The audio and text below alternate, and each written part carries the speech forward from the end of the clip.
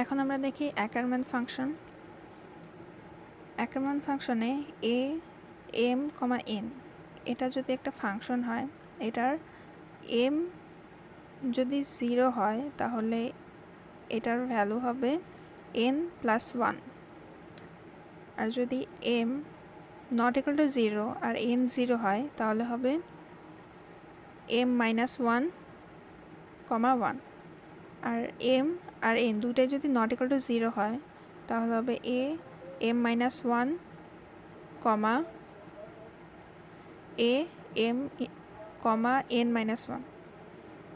এখন এখানে একটা এক্সাম্পল দেখি যে a 1 কমা 2, এখানে m এর ভ্যালু হলো 1 আর n এর ভ্যালু হলো 2। তাহলে প্রথমে যেটা হবে যে m আর n দুটার কোনোটাই 0 না।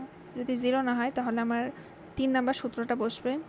3 নাম্বার সূত্র অনুযায়ী এখানে m minus 1 comma a m ওটাই বসে যাবে আর n মাইনাস 1 হবে।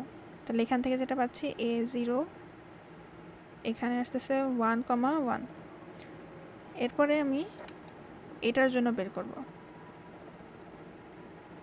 তাহলে এটা আমি লিখলাম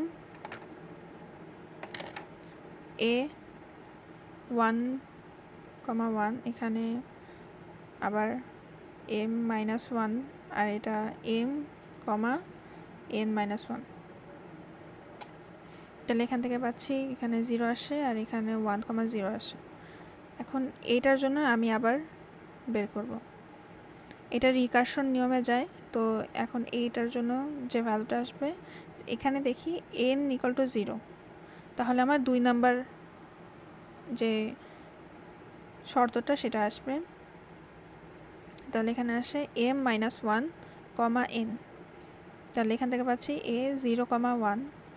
তারপর এখানে এটার জন্য যখন আমরা বের করব তখন আসে n প্লাস 1, এখানে প্রথম সূত্র অনুযায়ী, কারণ এখানে m ইকুয়াল টু 0 আছে। তাহলে এখানে 2 আসে। এখন এখানে যেহেতু আমার একটা কনস্ট্যান্ট চলে আসছে, এরপরে আমি এই ভ্যালুটা আগেরটাতে বসাবো। আগেরটাতে যদি বসাই তাহলে এই যে এটার ভ্যালু আসে 2। তারপর আবার এইটার ভ্যালুটা, যেহেতু আমি এইখান থেকে এইটা আসছি, আবার এই ভ্যালুটা এখানে বসাবো। আমি বসালাম, এইটার ভ্যালুটা এখানে আসে এখানে যেহেতু বসাচ্ছি তাহলে 0,2। তাহলে এখানে তো m ইকুয়াল টু 0 আসে। যদি m ইকুয়াল টু 0 আসে তাহলে প্রথম যে আমি কন্ডিশনটা দেখছিলাম যে n প্লাস 1, তাহলে n প্লাস 1 এখানে আসে 3। তারপর আবার প্রথমেরটার জন্য যেটা দেখি যে এইটার ভ্যালু তো 3 বসালাম এখানে, এটার পুরাটার ভ্যালু তো 3, যদি বসাই তাহলে 0,3 আসে। তাহলে এখানে আবার n প্লাস 1 আসে, তাহলে যেটা আসে 4। এটা হলো আমার অ্যাকারম্যান ফাংশন।